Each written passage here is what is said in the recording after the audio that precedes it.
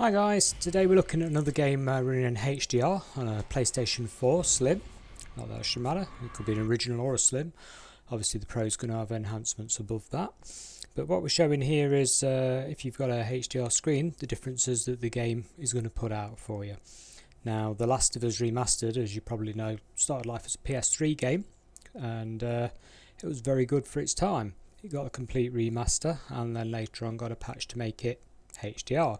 Now as you can see there, you've got the option in the menu to enable the HDR toggle, and I must admit it is worth enabling it.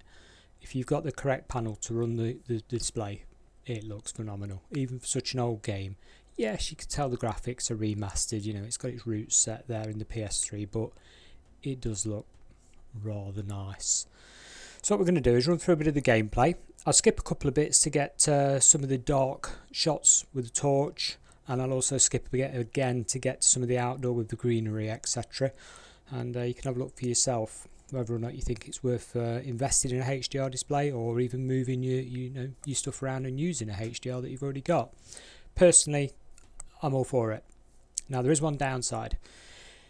If you're watching this on a non-HDR display, it is going to look terrible.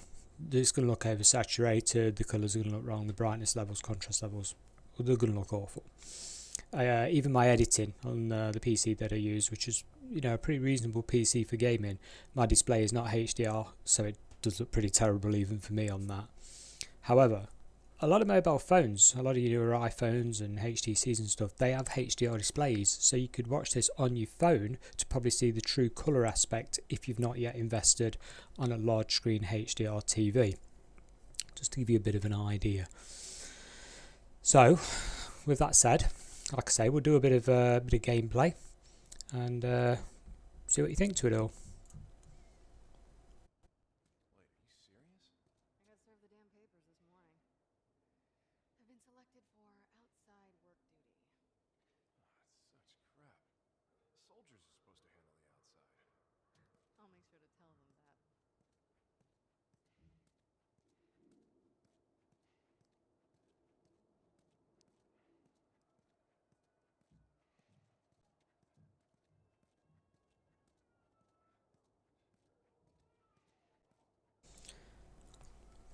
So back with some gameplay, we've got some interior shot going on at the moment. We should open out into some nice green foliage to have a look at. As you can see, you've already got more depth in the darker shades. The colours are quite vivid. It really does open up when you get to the outdoor environment. I will just add, I actually played this through when it first came out on PS3, so I actually forgot all the controls when I came to do this video. I couldn't even remember how to pick something up. It's getting on a bit now, this game, but the remaster, yeah, it's definitely worth your time playing it again. This is an all-time classic.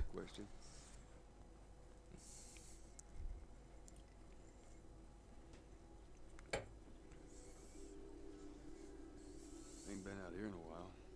It's like we're on a date. Well, I am the romantic type. That is a very vivid looking picture.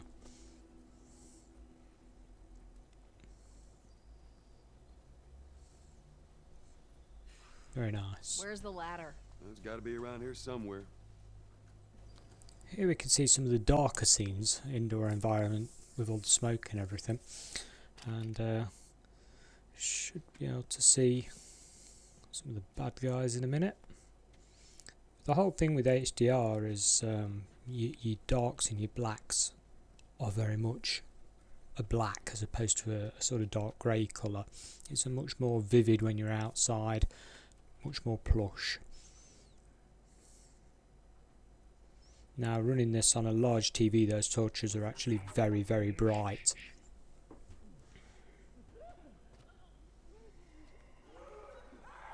I used to hate the clickers in this game. If you've recently played through it, you'll know what I'm talking about.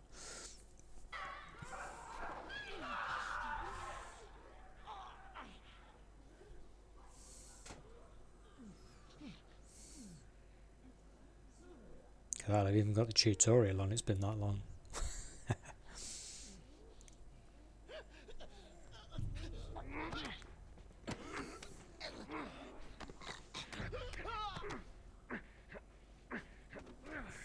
skip forward again now. Back with an outdoor environment. Again, the brightness shining through. However, the depths down below those floorboards there, nice and dark as they should be. Very hard to portray if you're running a normal TV and you've not seen this type of game played in HDR. If you're wondering what all the fuss is about and think, it's just colours being brighter, it isn't. It really does add to the immersiveness of the gameplay. It's clear. Just adds to the overall experience. And at the moment, although this type of thing is available on PC, it's in its infancy. So I'll go as far to say at the moment PlayStation's got the heads up on even the PC gaming world, because to do it on PC, your displays are very, very expensive. Obviously you need the card manufacturers to get their act together and start supporting it, and along with the games as well. PlayStation have got on this very quickly. A lot of their games are now supporting HDR, and with the Pro you're even getting the increased graphics ability. The only downside with this sort of video is the normal PlayStation 4 records at 720p on its share function. Now the PlayStation 4 Pro records at 1080p, so when I do the Pro playlist, which I'm working on at the moment, you will actually get a native 1080p recording, even though a lot of those games are Make sure the coast is clear. downsampled or native 4K depending what game it is. So they'll look sharper than this. And again, in HDR on a HDR display, or not so if you're using a normal TV. Well, that'll make it more interesting.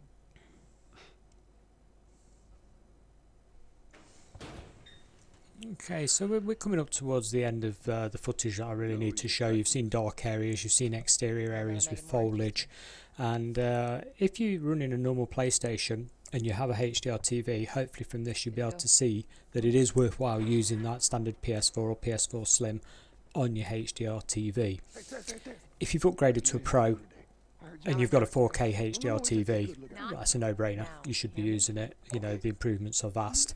I will be doing a separate playlist for Pro enhanced games, so you can see the difference. The share function of the Pro, like I say, records at 1080 as opposed to 720p on the normal PlayStation, so you will get a better image quality to look at. You touch it, you buy it. Well, hopefully this video has been of some use to you. I hope it has.